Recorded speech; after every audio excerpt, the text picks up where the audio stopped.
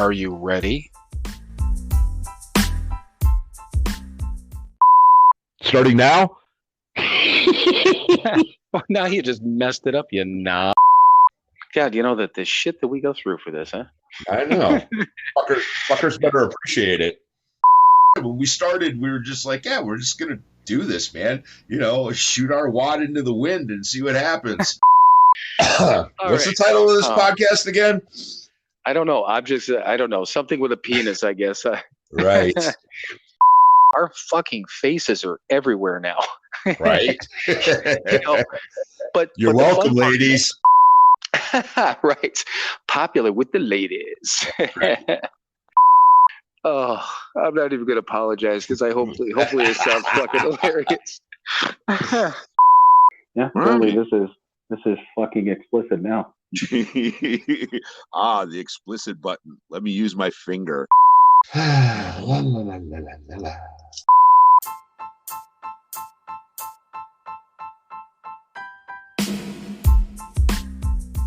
It is time for another episode of Sober, Not Mature. And that episode starts now. All right, everyone. Welcome once again to another episode of Sober, Not Mature. And this is actually the start of season 4. So, Mike, that means big changes, right? Sure. Season quattro. Yeah, all that means is we change a fucking number. Nothing else That's changes. Right. We don't do anything special, but we do have someone special on tonight. We're back to a guest tonight, which is cool. So, first of all, go ahead and introduce yourself, Mr. Guest, and then just do a brief intro, who you are, where you're from, that sort of thing, and then we'll get started. Okay. Thank you, Mr. Guest. Okay. My name is Mike. I'm with Sober Press. It's just me behind the website and the Instagram and all that fun stuff. I'm an alcoholic, drug addict, recovering since April 9, 2019. Awesome. Yeah, and I think, well, first of all, since we have, and this is the first time that we've actually had two people with the same name on here. So Mike from Sober Press, you're going to remain Mike, and I'm just going to make this easy.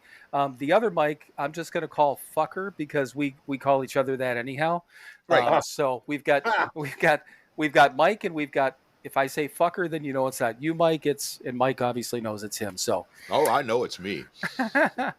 that's one of our. We actually introduce, greet each other with motherfucker all the time in different variations. Well, or whore. Me too. Yeah, I was whore. called MF motherfucker all the time. Well, so don't answer to that tonight though. You're just Mike. The one over there is Fucker, so we're good.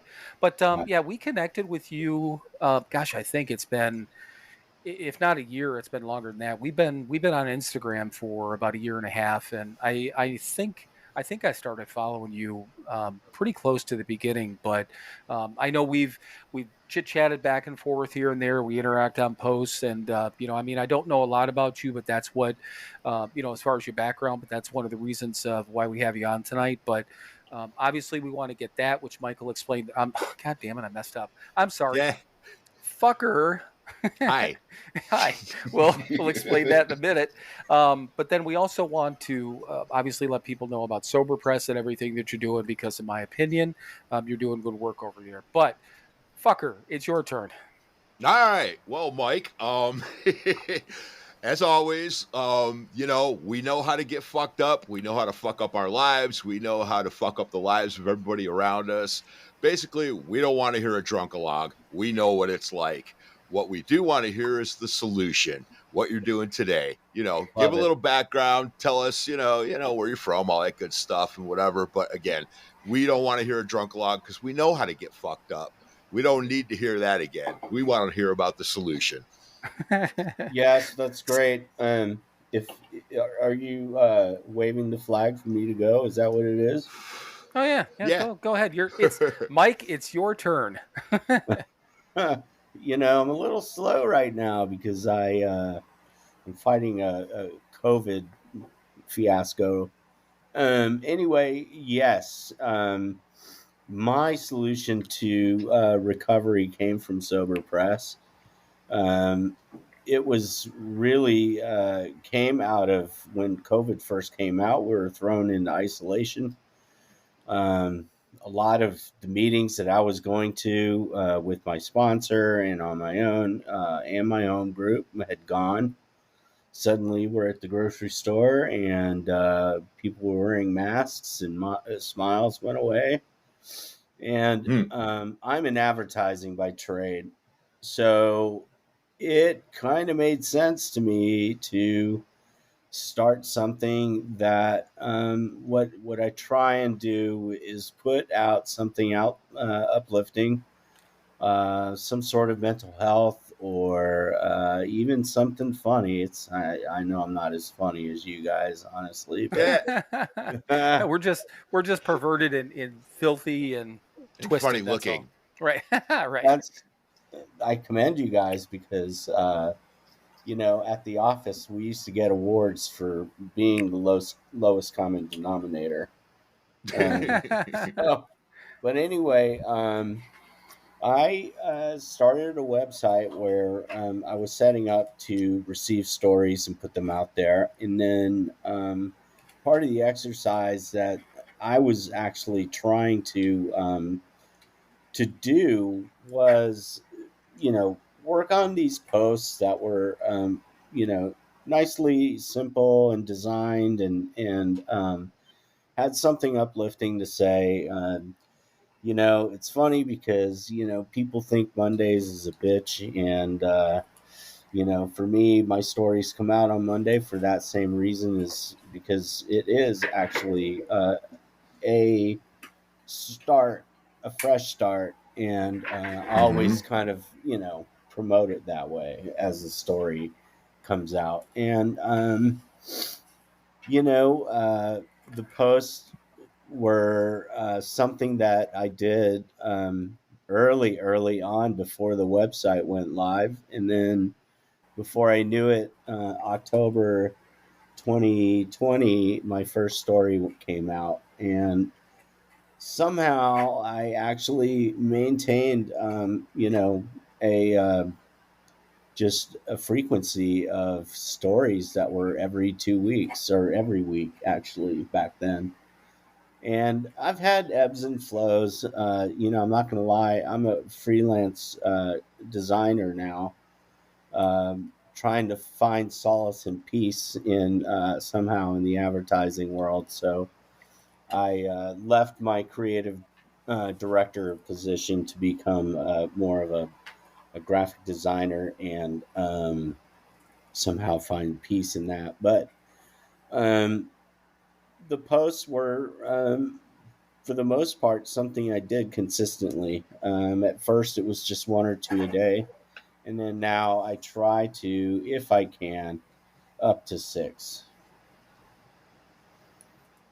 So And that that's. Go and ahead. those are ones that you come up with on your own, or those are bits and pieces of the stories, or because I mean I see all those posts and they're cool. I mean they're designed nice, they're visually appealing, but again, are those like snippets that you come up with or just snippets from stories that you get? Some of them I write. If it's a story that I'm trying to promote, I'll use a quote directly from the story. And then I have really great resources for quotes. So I would say 85% of what you see are quotes that I find. I try to find things that I think hone in on mental health and self care. There's I think there's a lot out there already with recovery, and I don't want to dismiss any of it, but what I would like to do is really put forth in front and center the idea that it is a mental health problem, and we do need to pay more attention, especially men, to our mental health. Right. So your background, did you say it was April of 2019 that you got sober? That's right. Yes. Okay. And then did you come through like a 12-step program, or how did that even walk us through like the last, like maybe even 6 months or 3 months of your Even drinking, and before what led that. you into, yeah, what led you So into it? I met my sponsor, and this is my second time in recovery rehab. I met him at Detox, and he's a judge, really good dude. He's also been sober for quite a while, and when he and I got together during Detox, um, it was supposed to be a temporary situation, but I kind of latched on to him, and we did the 12-step thing, and it was great. He ushered me into step 9, and then with it's kind of funny with Sober Press, what I was doing on Instagram and showing stories and that kind of thing. He just kind of shrugged and said, "Hey, you're already on step 12. You went ahead of me." And I think he was kind of joking. I'm not exactly sure, but my step work ended at 9 for the time being, and then we both decided to part ways and remain really close friends. We still talk about barbecue and house stuff, and all kind of good stuff. I still check with him from day one with some sort of gratitude, and we have a rapport that's really formed into a really great friendship. The new sponsor took me through the rest of the steps. I finished step 12. I'm actually looking to sponsor now. I'm back at face-to-face meetings, and I've been doing that consistently. Um, so yeah, that's been my journey, and it's been really great. So you said this is the second run through. How long ago was the first run? That probably was back in 2014, and it lasted until 2015 is when I started drinking again. Okay. And you said that you said alcoholic and drug addict. So I think Mike's ears brought. God damn it, fucker. I'm never good. I've been around this guy for 13 years. It's hard for me, Right. even though I call him a fucker, to actually address him. That one over there, um, Right. you know, uh, certainly not your first rodeo, Mike, and you've been No. through the same type of thing with both drugs and alcohol. So, Right. but go ahead. No, I was yeah, whatever. Like we've said plenty of times on here, the substance doesn't matter. It's all a symptom of our selfishness and self-centeredness. And the solution is the same no matter what your symptom is. So, yeah, but I, the one thing, Mike, yeah, you said you finished the 12th step, yet you continue to work the 12th step, don't you? I work every step every day. Thank you. Good. Good. Well, I mean, we've said it on here plenty of times. I mean, the way we were taught was we do 4, 5, and 8 to the best of our ability. And hopefully we don't ever have to do those again. That's what the 10th step is for. But yes, the rest of the steps, we have to work one day at a time, every day for the rest of our lives. Definitely. Yeah, So good. that's my program. Yep. Yeah. Yeah, and it's been I don't want to say a common occurrence, but common enough that we run across people, and not really on here that much, but I mean we have Right. in meetings and things like that plenty of times over the years where somebody's okay, almost like kind of brushing off their hands, going up. I'm all done with my steps. I completed everything. Now I was one of Oh, those. Right. no. But yeah, I was one of those when it came to like step 6 and 7, because I thought I had just finished them. I just did it once and was all good. And our a sponsor that Mike and I had shared actually had straightened me out on that. But yeah, all of them come into play every single day. But that's interesting though. And so you had mentioned, like, your sponsor had mentioned or said that about working like the 12 step already, and really and I know we've talked about it, I think on here before too, but even when you're early in, in sobriety, as you're going through the steps for that first time, I Hmm. mean, you're still, you're working on 10, you're trying to make sure your day was good, you're working on 11, that whole conscious contact thing, and you're trying to, practice all those principles still in your life. But although you haven't, again, I'll say, quote unquote, officially gone through the steps that full time the first time, so I guess I agree with that. But I think all of us start to change and do some of those things. I mean, right off the bat, I would think for Oh, most of us. absolutely. Yeah, I mean, if you're working any kind of program, yeah, you're working those early steps, but you're starting to work 12, you're showing up and setting up chairs or something. That's 12-step work, man. It is. That's Yes, right. you're not Service. sponsoring yet, but yeah, you're doing shit. You're becoming a part of, and that's what that 12-step is. Always being a part of, and that's why we got to keep working it. Hmm. Right. So when going into COVID and stuff like that, and we've actually had a few people on that, that's when they got sober, during the the lockdowns and when everything was shut down, and literally getting sober through Zoom meetings and stuff like that. So you were, I mean, about probably about a year, close to a year into it, as everything really started to hit. Was that or I guess how did you take that? Was that like a big blow where you're like, this is going to be a huge problem for me? Or did you feel okay with it? Or how did you feel at that time? I actually felt I was maybe 9 months in, I think, something Hmm. like that. Anyway, not to be cavalier and sound like I got this, but I certainly didn't. And, um, but I took it in stride, I think, simply by Mm. focusing on the things that I'm passionate about, opening up my mind to doing a passion project and something that would help me along the way. And yeah, it's kind of hard to admit in a way that, yes, this helped me a ton. It helped me get through the hard days because I am actually interacting with a sober community. Which, by the way, I got to say, it's an incredible community we have out there on Instagram. There's so many really great people out there.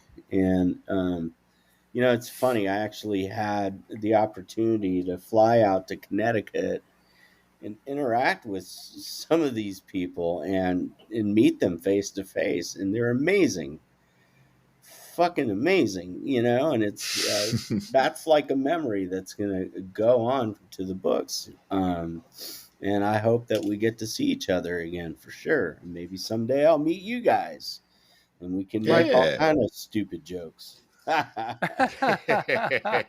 So, what part of the country are you in? So I'm in Austin, Texas. Oh, I've okay. lived here 23 years. My last stop was Portland, Oregon. Mm. But I've lived in the South most of my life. Born and raised in Louisiana, Hmm. lived in Jackson, Mississippi, and then Atlanta, Georgia. Okay. So Yeah. yeah, So yeah, and I didn't realize that he was in Austin. I didn't even think until we started talking about you being on, here now. But Austin is one of the ones, and I'm sure I've told fucker over there.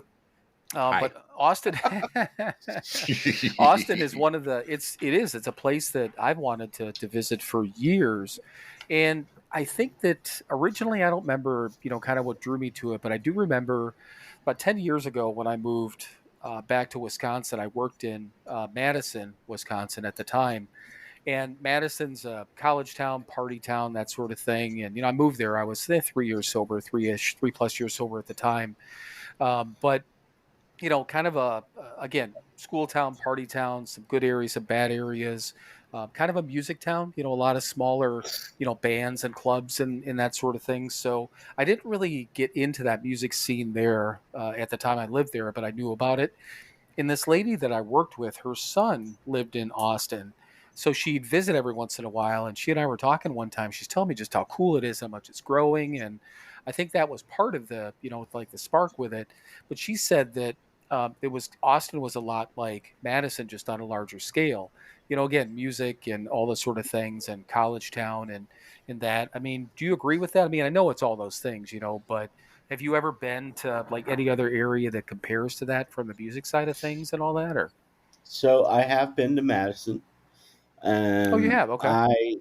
My client was Kohler, Oh, so okay. we'd go up to Kohler quite a bit, which is totally the exact opposite of Madison. But Yeah, that's like a little Groundhog Day town. Kohler's a cool. It's a nice community.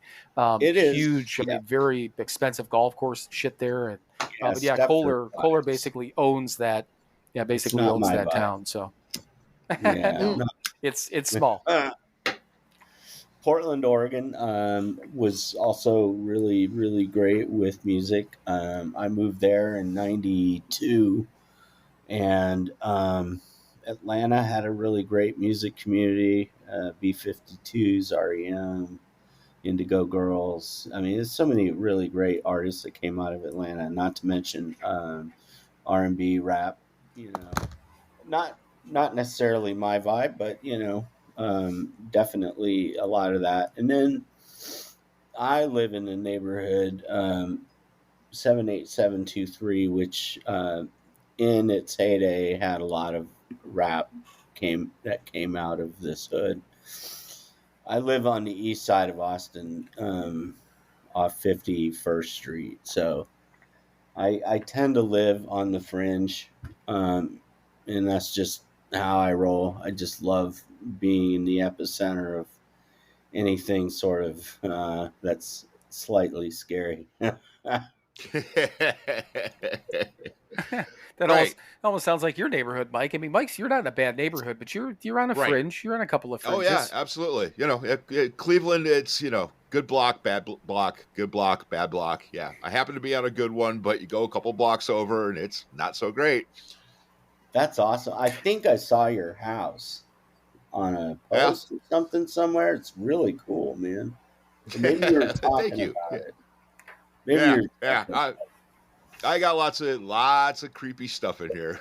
Yeah, That's cool. we were talking to Elise. Actually, a few people we've talked about it to. Most recently, we were talking to Elise from Sober Curator that we had on because she's a Right. collector of all these different Yes, things. I And heard Mike was that. explaining all the stuff he had, and Yeah. seriously. And I know I said it then, but we do. I mean, we need to get a video rolling and kind of walk through the house. It's cool. Do the tour. It is. I mean, it would be a lot of fun. And the biggest one, and I wish we would have had her on video when you were telling the story, but yeah, he does. He's got a coffee table, and it's a I real do. coffin. It's fucking awesome.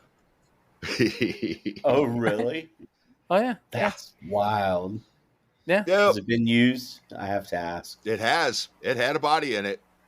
Yeah. Yeah. I had a buddy in the program that worked at a funeral home, and the guy died over in Greece who lived in Cleveland, and they shipped him back in it, and the funeral home was going to throw it away, and he called me up and said, "Hey man, you want this thing?" I said, "Fuck yeah."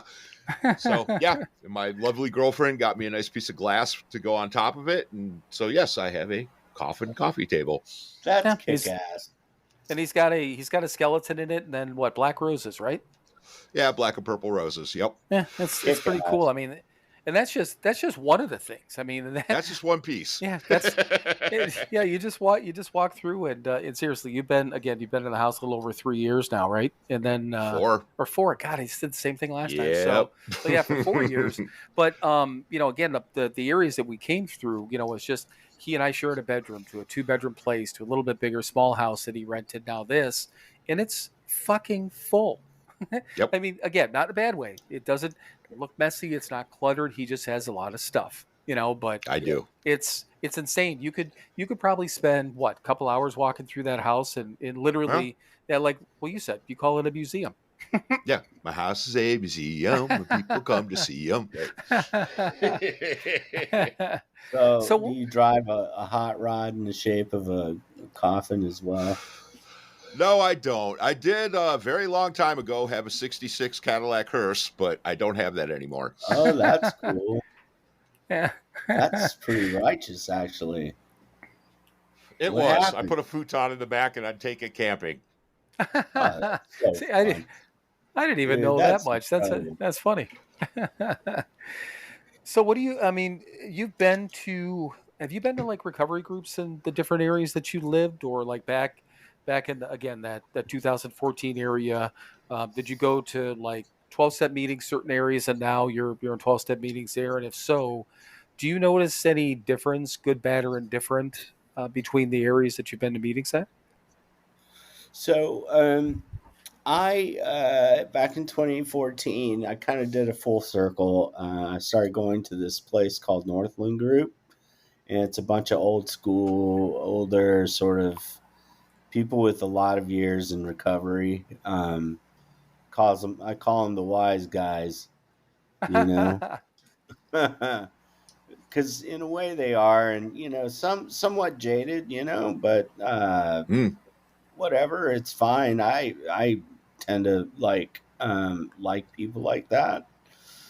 But on the second time around, I went to a kind of a crash pad for people that wanted to get sober, and they would actually, maybe didn't have a house, didn't have somewhere to crash.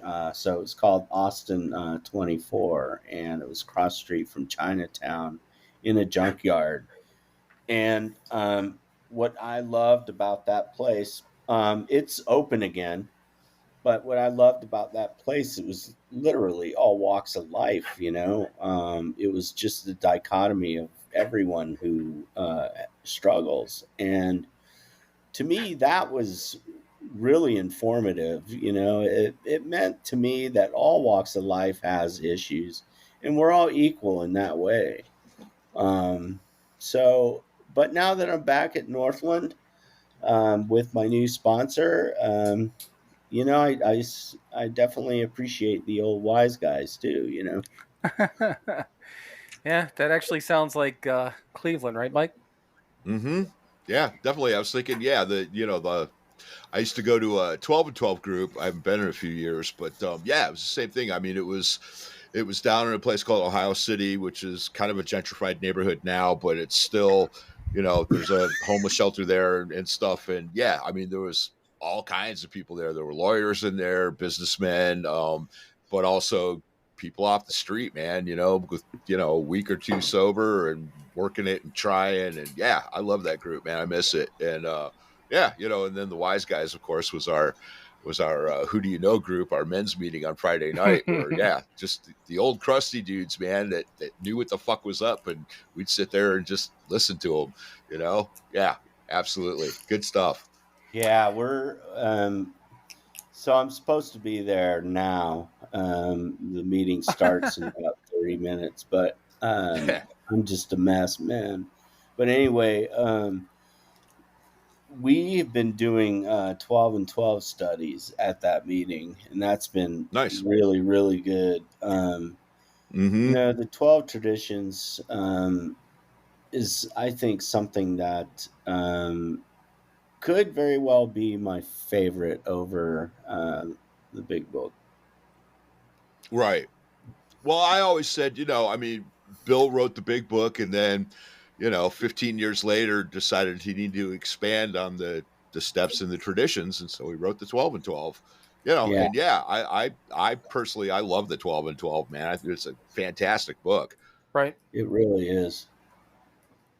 Yeah, and I've But always I remember hearing it in one meeting that that the steps are for the individuals, obviously traditions for the group, and I don't think I really. I mean, I went to that 12 and 12 with Mike every once in a while, not Mm-hmm. as much as he did because you went for what 5 or 6 years. Yeah, about 5 years every week. Yep. And then when I actually moved back to Wisconsin, one of the meetings I went to, it did that. I mean, we'd do the same thing, kind of like a rotation, and it took me. I mean, at that point, I was probably I don't know 4 or 5 years sober when I really started paying attention, to the traditions, kind of like really, I don't know, focusing on it as paying attention. I guess is the best way to put it because half the time I didn't, but yeah, I mean, it's interesting and also still mind blowing to me how a group like as large as Alcoholics Anonymous can be, can run like it does with no corporate structure, no not no structure at all, but you know what I mean. It's just it's that all these people that are just abiding by these rules, and things run better than most businesses do. It's crazy. Mm-hmm. Yeah, the guidelines are very simple and easy to follow. And it's stated in the 12 and 12 extremely well, and it's there for, the help of everybody equally, and it's not there to turn a profit.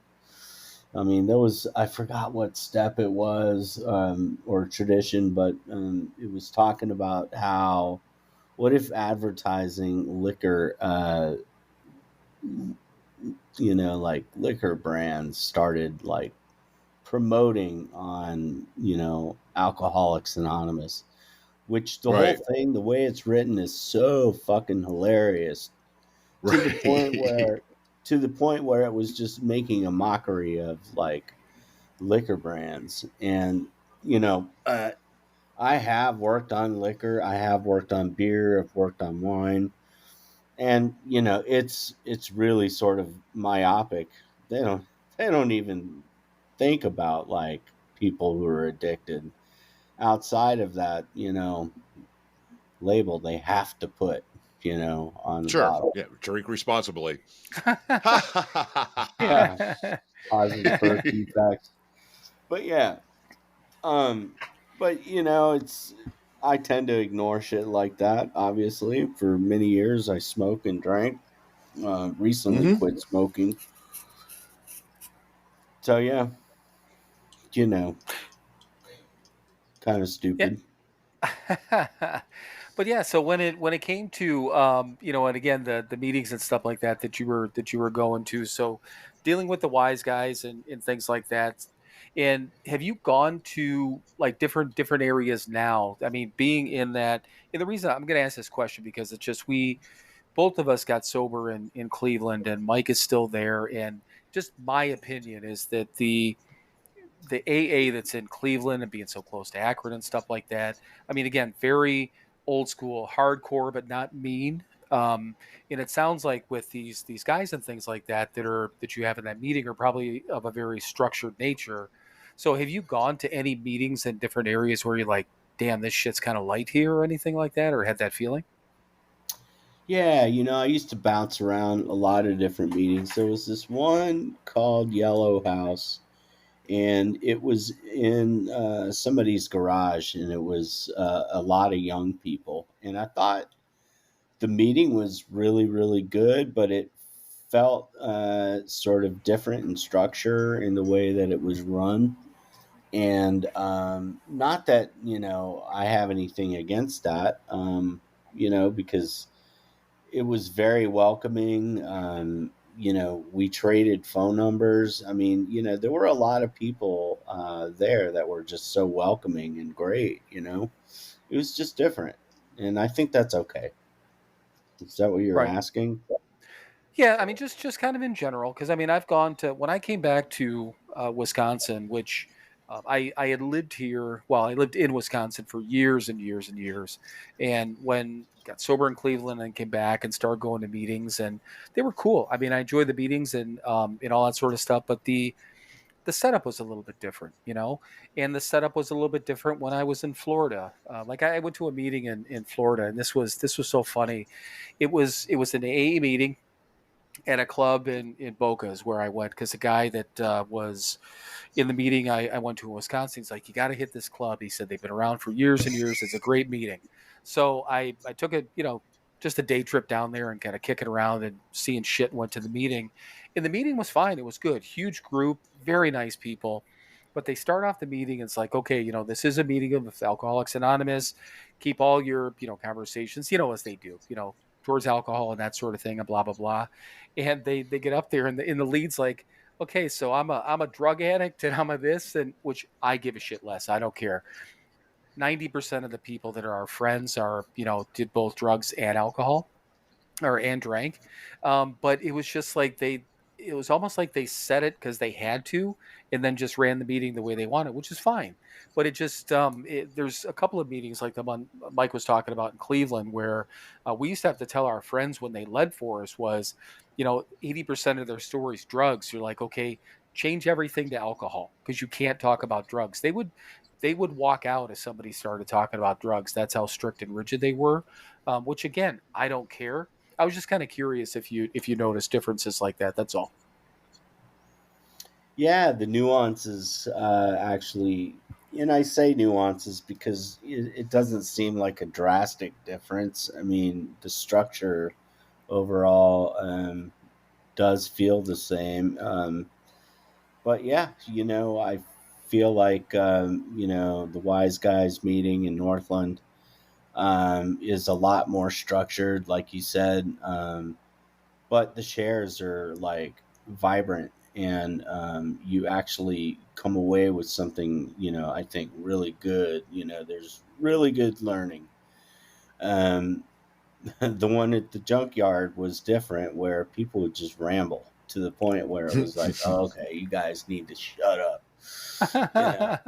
Um, but I often wonder, and it wasn't everybody that was that way, but it happened more often than not.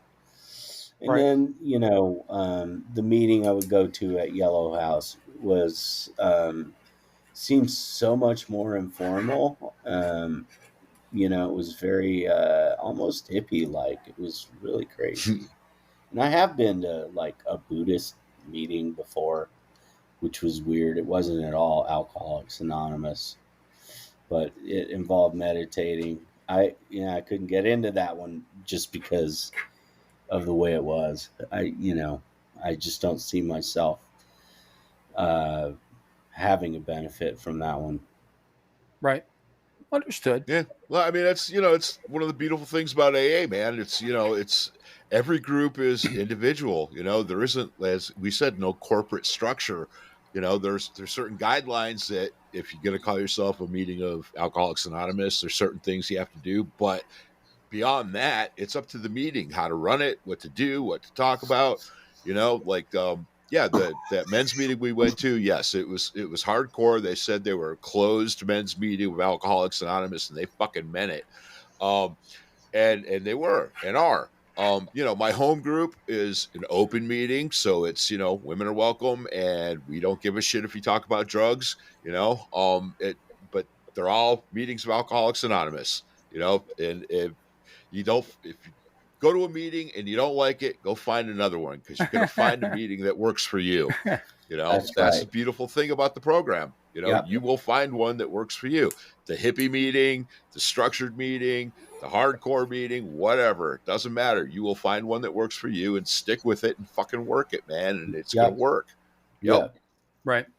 Yeah, I'm with you there. And, I think also that there are journeys outside of AA that I think are great too, and people. Absolutely. If they're finding success outside of AA, I'm not at all going to shit on their path. Right. Nope. More power to them. And you know what? Let's take a quick break on that because I was actually going to bring that up. I'm glad you did. So, Mike, let's. I'm sorry, fucker. Let's take a quick break. All right. We'll be back with more Sober Not Mature and talk about those paths right after this word from our sponsor. Hey everyone, it's your friends at Sober Not Mature. Hi there. Yes, it's both of your friends this time. Hi Mike, how are you? I'm well. How are you, Bill? I am doing well, but we do have a purpose. We actually usually talk about our one website, but we actually have two websites now. So two websites in one. All right, so everyone knows we still have the podcast website that is www.SoberNotMature.com. And we just launched the store website, so we also have that. Do you know what the website address is on that one, Mike? Of course I don't. It's pretty easy, Mike. It's www.SoberNotMatureShop.com. Ah. But from the podcast website, you can still hit the store link and get into the web store, or you can Right. access it from our Instagram page through the highlights. We've been posting quite a bit about it, and we'll continue to do that. But do you know what's on the second website, Mike?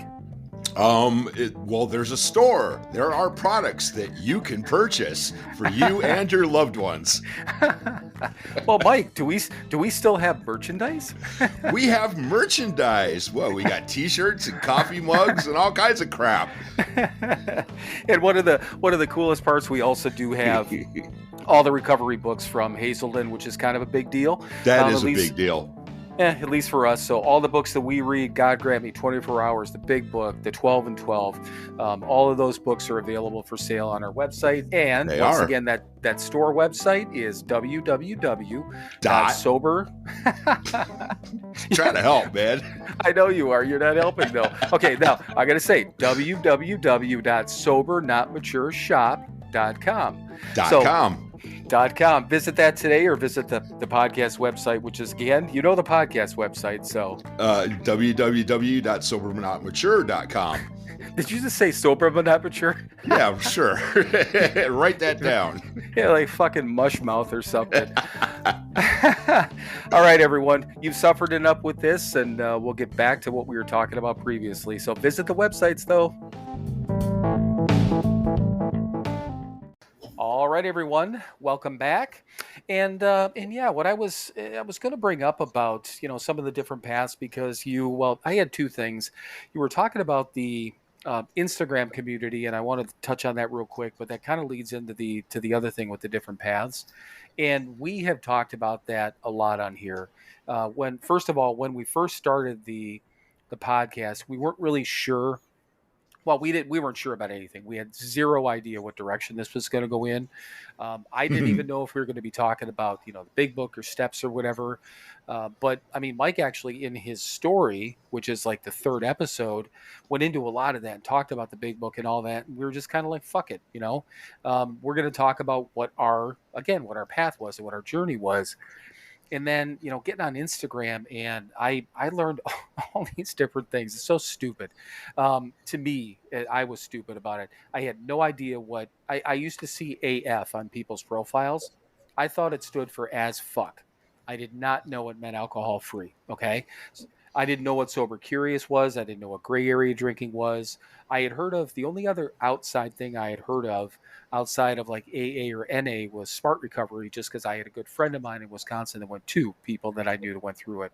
I knew nothing else, So there's all these different paths and all these different things. But I mean, Mike always says it's the solution, right? It doesn't really matter. It's how we get there, as long as people aren't, hurting other people, right?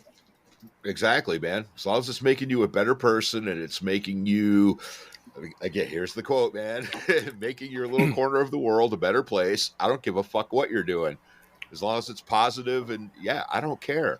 I've talked about it plenty of times. I'm an atheist, and I used to be very anti-religion and all that. I'm not anymore. I don't care. If it's making you a better person, good. If it's easier for you to do it that way, to keep yourself sober and take care of your family and be a part of the community, do it, man. Early on that 12 and 12 that I went to, there was another atheist there, old Vietnam vet hippie dude, someone I would never like. I don't like hippies. I don't like Vietnam vets because they've got some sort of weird attitude that I don't like, but that's my hang up. And, but we were doing one of the God steps at that meeting, and he, a quote that I will always use.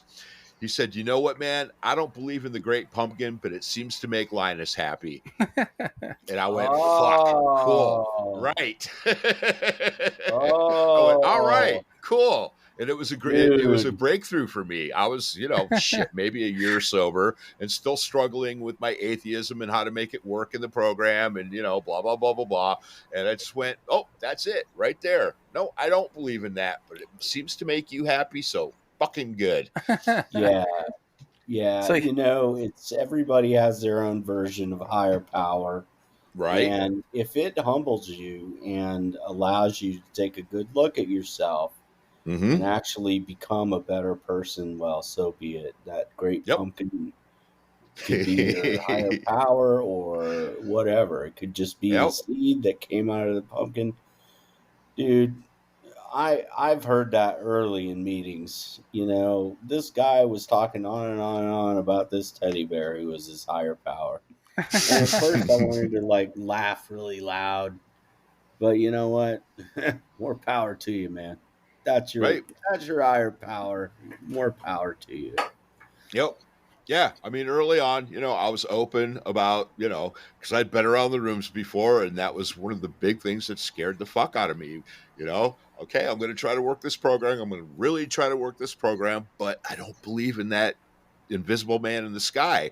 What am I going to fucking do? And I shared that fear with an old timer, you know, which is one of the toughest things you can do. Goddamn grown man, 43 years old, going, I don't know what I'm going to do. And he just looked at me and he said, hey, kid, it doesn't matter what your higher power is. You just need to know it's not you anymore. And it was a place for me to start, you know. That's And right. I've worked and grown and, you know, yeah, I mean, I have powers greater than myself in my life. Doesn't matter what they are. What matters is they are greater than me and I am a part of them. I do their work. You know, Alcoholics Anonymous is a power greater than me. I'm a part of it and I do its work. It works for me. So I Yeah, have and to that ask, was is go that ahead. a George Carlin quote? The invisible man No, it is in not. the sky? Oh, it's not? It's not. I love Carlin, St. George, but I thought I've right. heard him say that before. I could be wrong. Yeah, I mean he may have, but no, I don't think I attribute that one to him. I got a lot of them from him, but not that one. That's That's just kind of from my head. That's great. I love Yeah, it. but we were told that right off the bat. So that was the other thing too. So like Mike being an atheist was wondering what he was going to do with that part. We had friends of ours that were God people, and they had a problem. They felt that they were again wronged by religion or whatever the deal. So they didn't know what they were going to do. And I came in. It's not that I didn't believe in something. I didn't have a basis in religion. I didn't know what I believed in. It never occurred to me to even pick something. so so that the same thing was told to us. You just got to know it's not you, and that was huge. And surprisingly enough, or maybe not surprisingly enough, I consider myself to be agnostic. I know there's something out there. I have no idea what the fuck it is. But same thing, everything that Mike just said, I do prayers in the morning. I believe in there's something bigger than me. Something else has my will, all those different things, which is all that matters. And we've even joked about it. Somebody wants to sit outside and, sit under a tree because that's what they worship. I mean, fine, whatever the hell works. Yeah. Um, do the best you can for yourself and others. Right. Yep. Yeah. Be a good boy. Good boy. Yeah, Abraham Lincoln has a great quote. It's when I do bad, I feel bad. When I do good, I feel good. That is my religion. Yep. That is so true. That's awesome. Yeah, that was, I posted that. I might have gotten that from you, Mike, years ago, but I posted that on Facebook, God, probably 10, 12 years ago. And Right. every year it pops up, I repost it because I love it. And that's really what it is, because that's the basics of what we were taught. And I don't know how much of these episodes you've listened to, Mike, but basically the place that we were at, which is the Keating Center in Cleveland, the sober living facility that we went through, not a rehab, not a any sort of a lockdown facility, anything like that.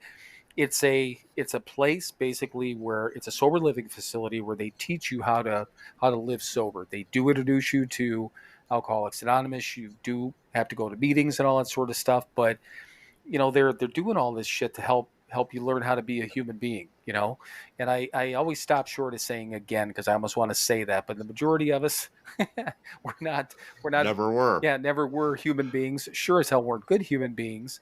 But again, Mike was 43, I was 41. Neither one of us knew how to live our lives right. And in these Nope. these gentlemen at the meetings and at the facility and all that stuff, it just kind of gave us this path, and walked us through everything.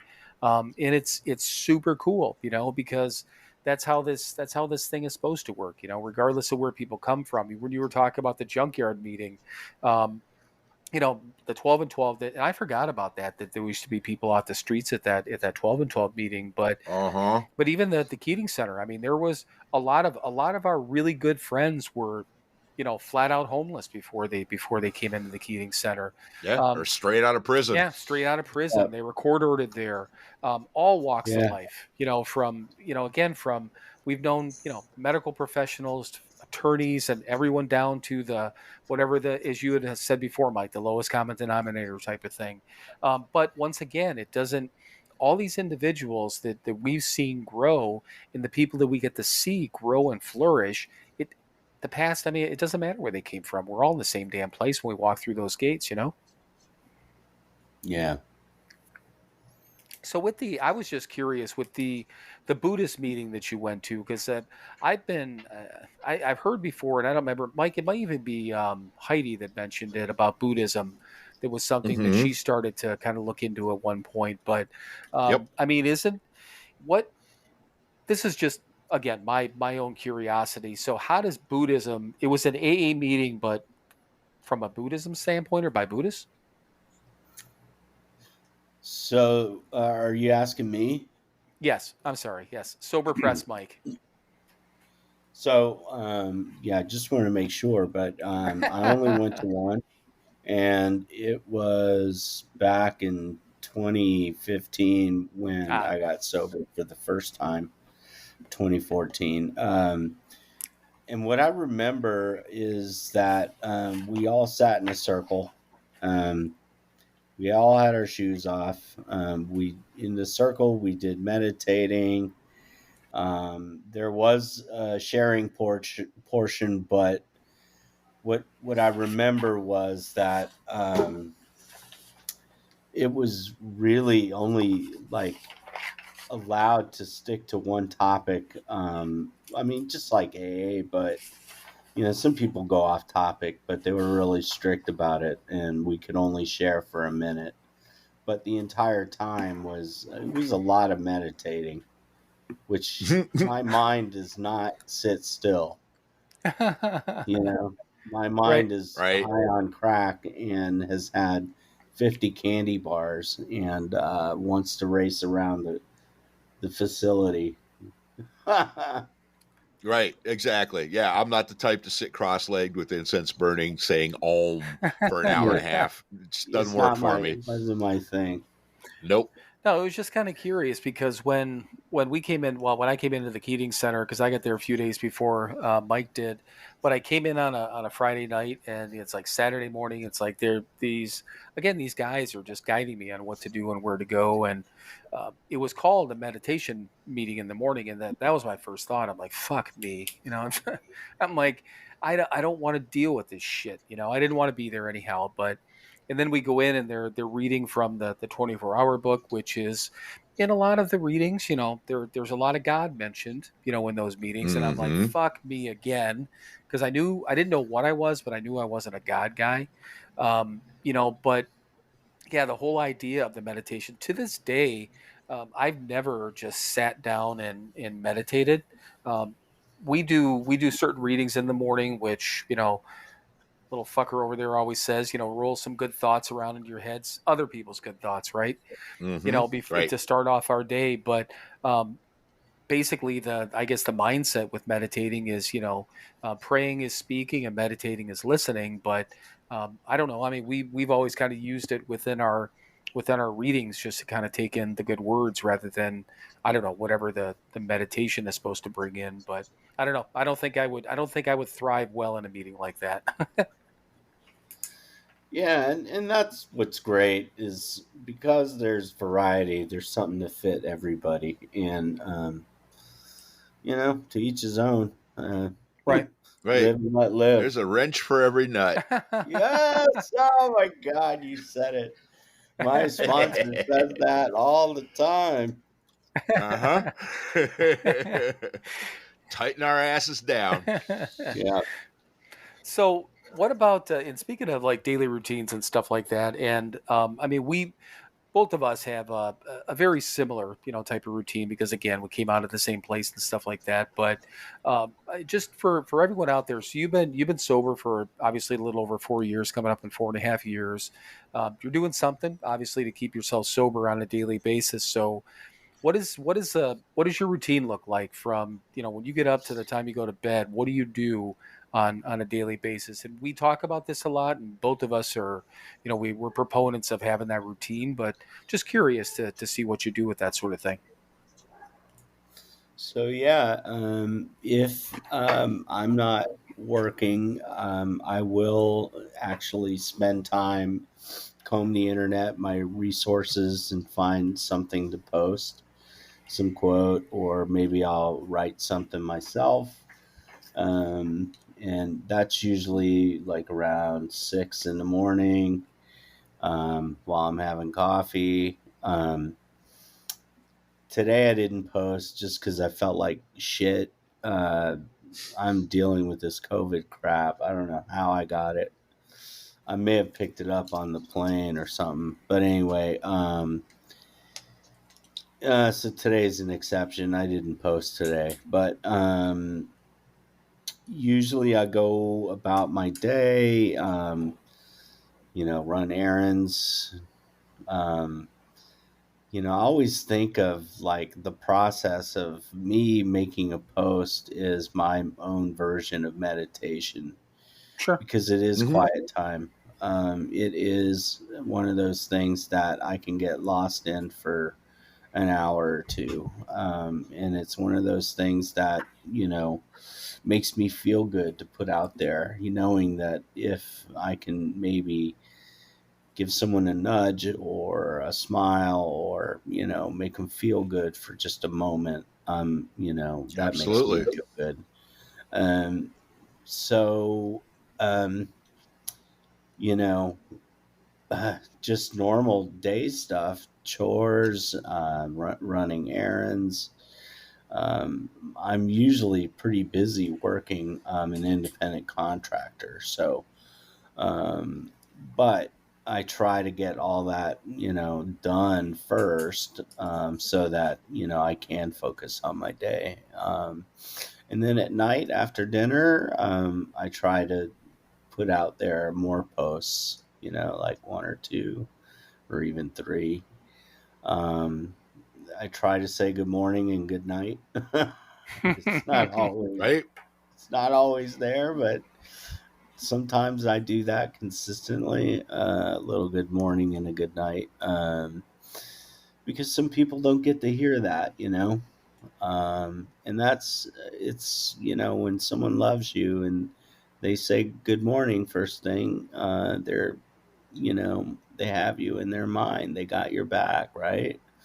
And Right. then if they say good night, it's the same thing, it's the same feeling.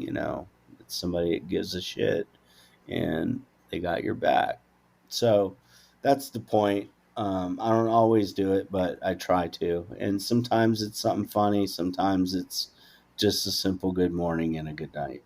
Right. Um, but yeah, I mean, I have a normal day. I try to socialize as much as I can. I have a girlfriend and she's super supportive.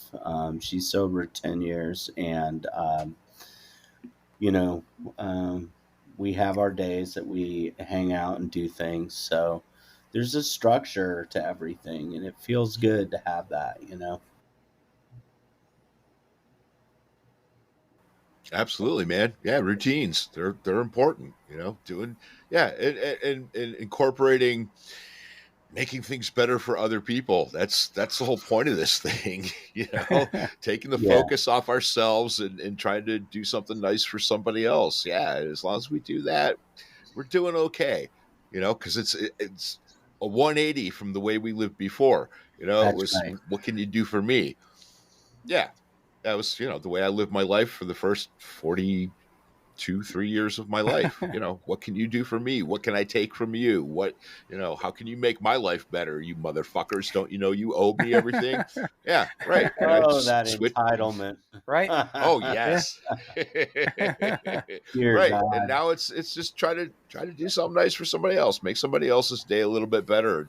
Somehow it makes our lives better. I still don't fucking know. I never will know. Doesn't matter if I know. I just understand that it works. Right. Well, and that I was when. still have Oh, go entitlement ahead. issues. I still have entitlement issues. Well, yeah. I didn't say I was perfect, man. I'm working on it. Absolutely. Me too.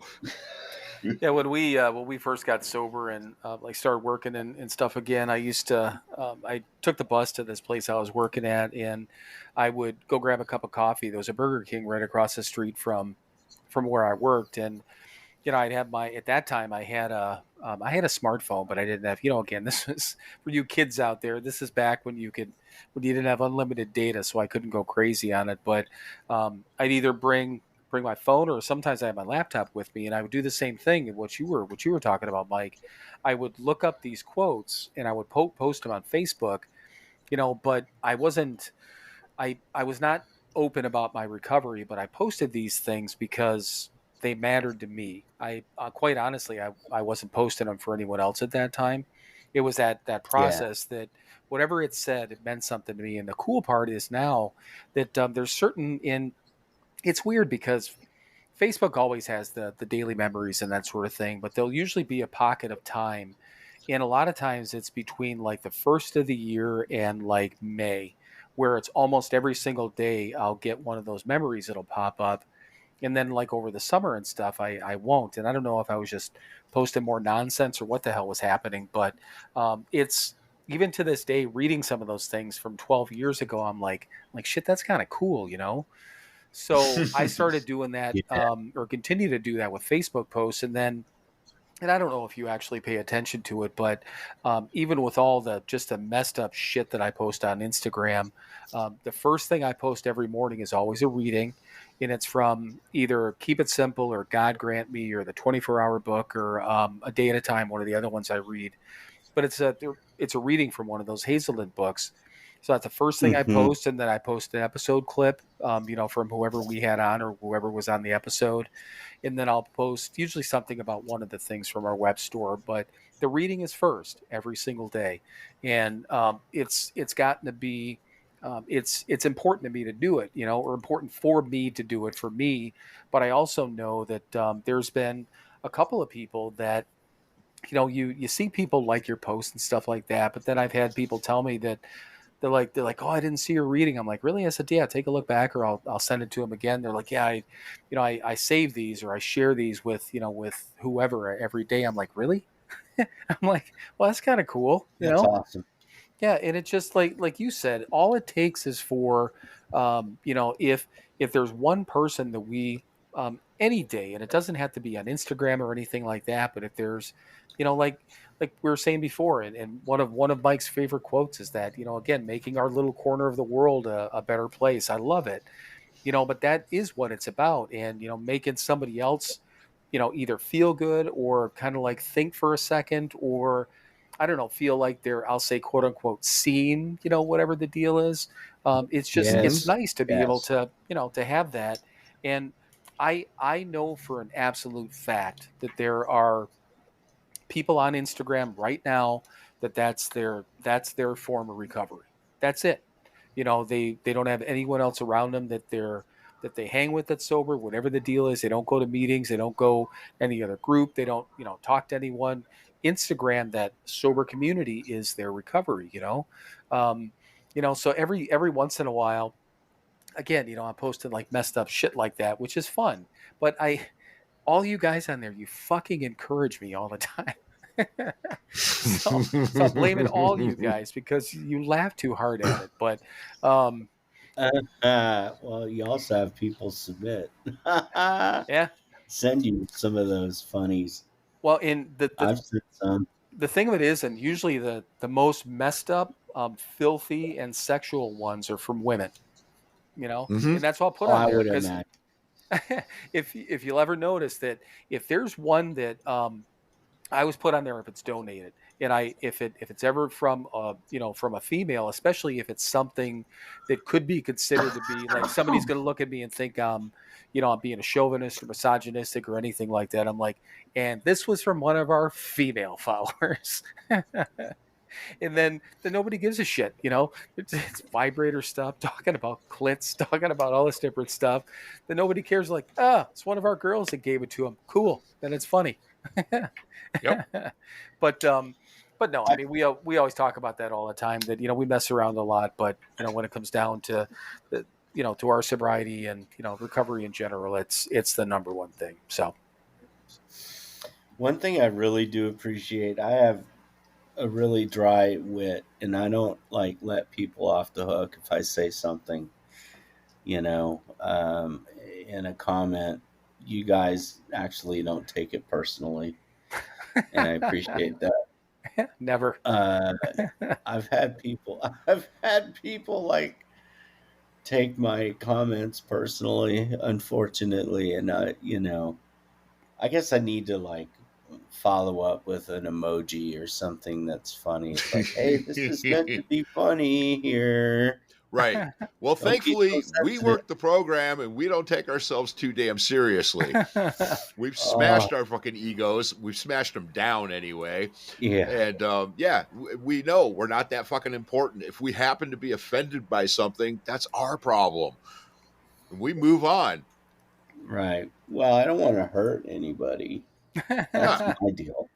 Well, in the thing of it is that I can't think of anything in particular, which means again it clearly didn't hurt my feelings or anything like that. But I know I've just thrown some shit right back at you if you've made a comment. So it usually makes me laugh. And this has been my opinion kind of for fun. years. Yeah, I mean this has been my opinion for years. That first of all, anyone can insult me if it's intelligent and if it's funny. But if it's stupid, then I'm going to say some shit. I won't be offended by it, but I'll said stupid things. Okay. no, but you don't say stupid things. I will have respect for stuff, and I'll throw like a jab back at somebody. But if somebody just said something that's stupid, I'll just tell them like that doesn't make any fucking sense. You make sense when you interact. So I mean, no, that's actually been a lot of fun. I'm only kidding. No, I mean seriously, it doesn't bother me at all. But there's been a couple of times that I don't remember what the post was, but I posted something, and there was a comment from, and again, I know a lot of the people that are our followers and that I interact with all the time. I know who you guys are, but I don't pay attention to every single comment of who it came from. So somebody made a comment that, well, that's not very motivational, and I just threw a laughing emoji back at it because it was whatever the post was supposed to be fucked up, and it wasn't supposed to be motivational. Yeah. It was supposed to, not even supposed to be. It was a joke. Fucked up is funny, right? And then the person commented back, they're like, "Oh, this is supposed to be a sobriety, Instagram page, and you're laughing at one of your people that whatever." I'm like, "Oh, wow!" I'm like, dude, it was a joke. And I said, this doesn't belong here. But I said, fine, then block me. Go away. You don't have to stop here. And I've had people that, again, it's usually the non followers, that'll do it. Somebody will pop in and, they'll pop it or grab it, obviously based on a hashtag. Like, this is inappropriate. This is this. Would you say this to that person? I started doing now because I used to delete the posts, and sometimes I do if it's on the verge and somebody said something, because I don't want to get banned and I don't want to get suspended. So so I'll delete the post. But if somebody complains with just a stupid comment, I just block them now. So I'm like, fuck it. That solves both of our problems. I don't have to listen to you, and you don't have to deal with whatever quote unquote hurt that I'm putting on you. But again, well, the unfortunate thing is people look for trouble. Mm-hmm, right. They want the thrill of a confrontation. Yeah, and I have no room for drama in my life anymore. No, we're done. We're done. Yep. We found peace. Right. Exactly. We'll find peace. Please. Well, we're being funny. There's plenty of people that, are, again, friends or followers of ours on Instagram that, said they're dealing with people all the time with these comments back and forth or whatever. I'm like, really? I don't know. I mean, we just must be fortunate. I mean, we don't get a lot of complaining posts. We don't get a lot of, bad comments or that from people. For the most part, I mean, people are pretty, pretty supportive. But it is kind of weird though when, because every once in a while I again start off with the reading, but I'll post other things that are like recovery based and whatever the case is here and there, kind of sprinkle them in. We get very little, just a small percentage of activity on like random stuff that we do, the memes that we post, which is kind of funny. But I've had people say it. They're like, you know what? They're like, we enjoy it because everyone else is so stuffy and this and that, and you guys are just having fun with it. But we see that you're serious, whatever it is. I'm like, okay, well, I guess I'll just keep posting nasty shit then because everyone seems to enjoy it. It's fun. I have fun reading them. Yeah. I get provoked to comment. So what do you since you've been sober and that sort of thing, and I know this is going to be a tough question, but it just pops into my head every once in a while. What do you think either the biggest accomplishment, maybe that's even the wrong word. What's the one thing that you can kind of look at? I guess call it an accomplishment. You can look back and you're like, man, I never would have done this unless I got sober. And I realize that everything falls under that category, but is there like that one particular thing that really sticks out that just this is what you're because of sobriety? I quit my high profile, stressful advertising job.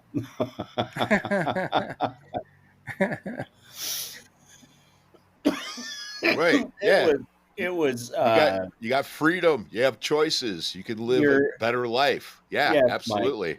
That's it in a nutshell. It's I had no control over my life.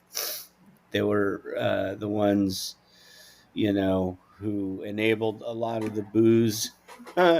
It's me drinking it though. But it's a lifestyle that I had known all my life. I was an art director at 25 and I'd done this all my life, and I was done. I was to the point where I need to quit this lifestyle in order for me to survive.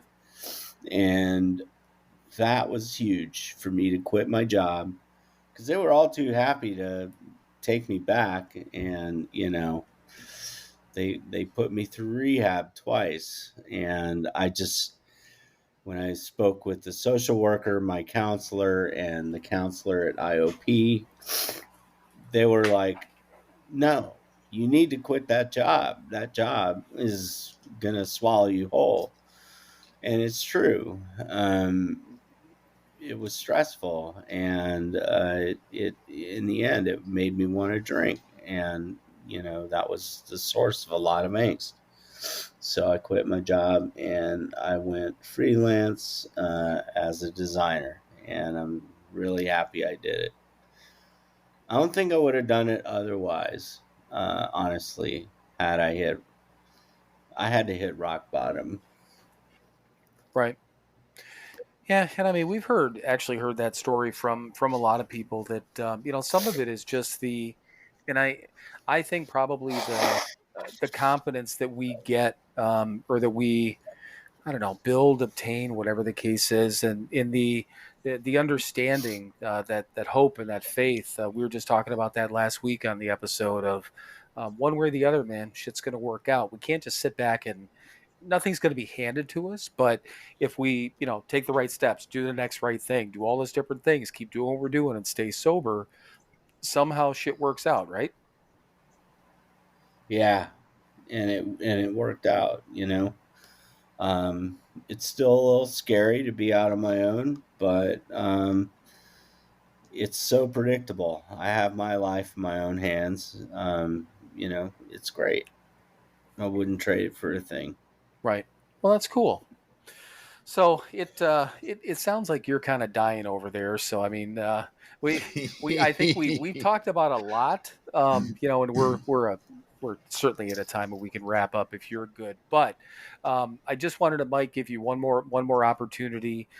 Anything else that you want to share with people, tell people, mention Sober Press again, anything like that you want to kind of wrap up with? I do. You guys go check out SoberPress.org. I put stories out there to allow people to know that there's hope, that it can be done, and that you're not alone.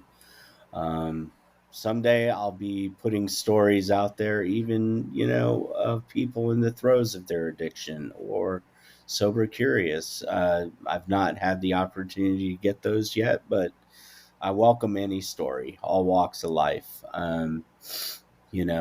It's one of those things that I think everybody gets equal platform, and I don't discriminate at all. Every story is important. Mm-hmm. Right. Absolutely. And yeah, I mean, it's, I watch what you post, and I've been on your website, and obviously watched you on Instagram for, again, at least a year or so now. I mean, you're doing good work out there, and I know you're helping people, and that's what matters, one story in one person at a time. And that's really where it's all at. So, have you heard us actually close out an episode yet? Have you listened to an entire episode? I don't know where you're going, but yeah, I have. No, I'm sorry about that. I didn't know if you've ever heard the ending, how Mike. Is this a backhanded way for you to say, are you listening to what we put out there? Nope. No, it isn't. I just usually it's a question I ask people because people it makes me laugh if people are surprised by the way that my little fucker friend over there closes out the episode. But one way or the other, you're about to hear it now. So go ahead, fucker. Well, I thank you, Bill. And thank you all for listening to another episode of Sober Not Mature. As always, be kind to each other, be good to each other, do something nice for somebody else this week, and don't tell anybody about it. And now it is that time. It is time for you to fuck off. Then keep fucking off. Keep fucking off till you get to a gate with a sign on it saying you cannot fuck off past here. Climb over the gate. Dream the impossible dream, and keep fucking off forever. That's the part that I wasn't sure if you heard yet, Mike, but Can I add to that? Sure. Please. I love you guys. Well, thank you, Mike. We appreciate that. And that was that was actually, that ending was given to us by our sister, by the way, and we've been using it for, we lost track of how long, but it's been a long fucking time, and it makes me laugh every time. Mm-hmm. And I love when we have a guest on, especially more of that lead in was because I'm like a little kid trying to open up a present going, they're going to laugh, they're going to get it. I get more enjoyment out of it than anything else, I think. But so anyhow, I make Bill happy. Yeah, every goddamn time, But somehow that makes me happy. But so, Mike, we really appreciate you coming on tonight. Obviously, we know you weren't feeling good, so thank you. And, obviously, we'll see you around Instagram. Fucker over there, I love you, brother, and I know we'll talk soon. I love you, too. All right, everyone, have a good night. All right. Right on. You guys have a good one. All right. Take care. Bye. Bye. Bye.